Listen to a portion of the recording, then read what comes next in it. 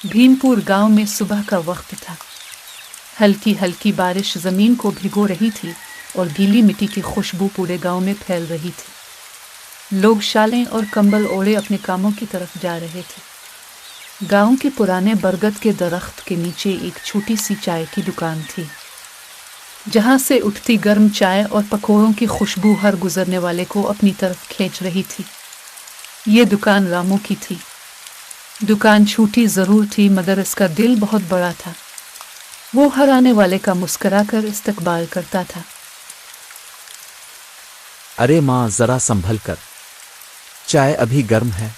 तो रोज इतनी सुबह अलिफाटे जाता है बेटा, कभी तो आराम कर लिया कर।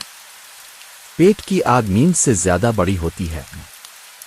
पूरा गांव तेरी चाय पीता है, फिर भी इतनी मेहनत करता है।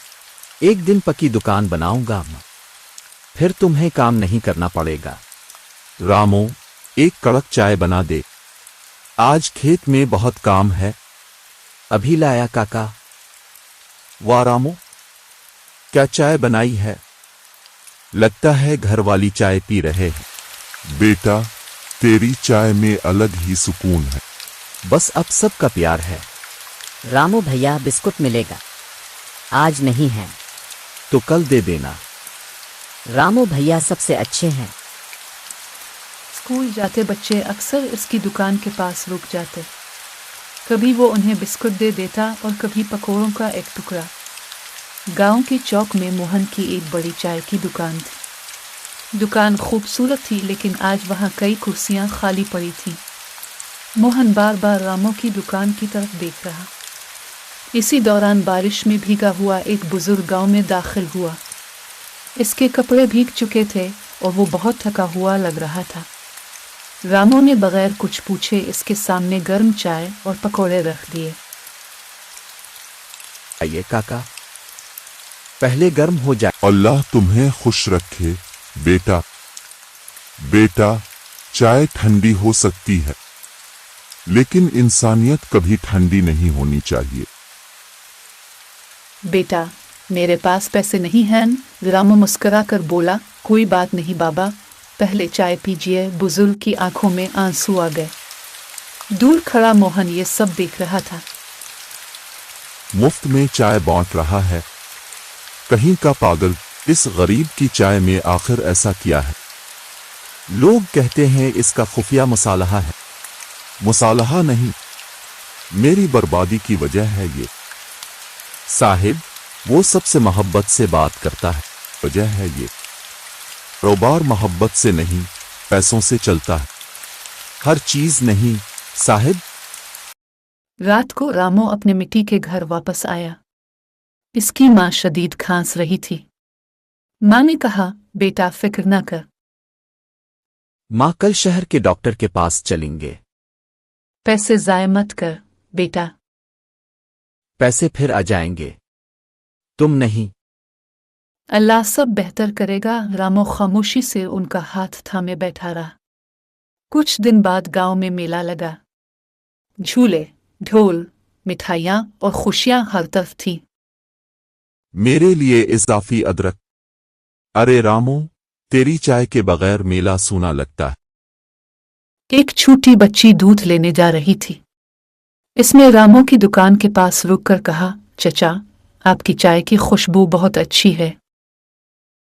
रामू भैया, मम्मी कहती हैं आप अच्छे हैं। तुम्हारी मम्मी सही कहती है। जब पापा बीमार थे तब अपने मुफ्त चाय और खाना दिया था।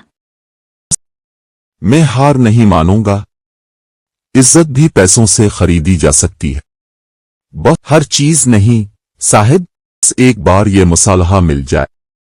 उसे हसद रखता है। अरे हसद क्यों ना हो, पूरा गांव रामू की चाय पीता है। इंसानियत भी कोई चीज होती है। फिर एक रात तेज बारिश हुई।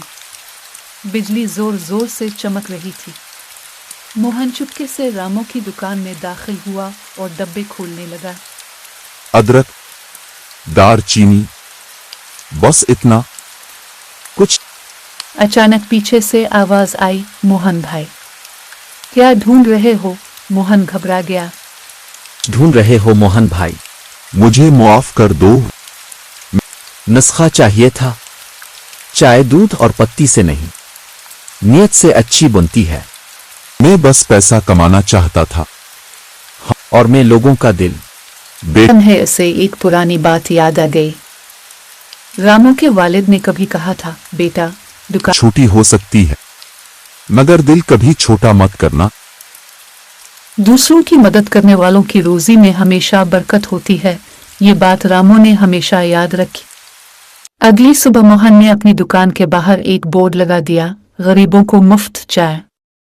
वर्कर्स हैरान होकर बोले, साहेब सच में? मोहन मुस्कुराकर बोला, हाँ, अब असली चाय बनेगी।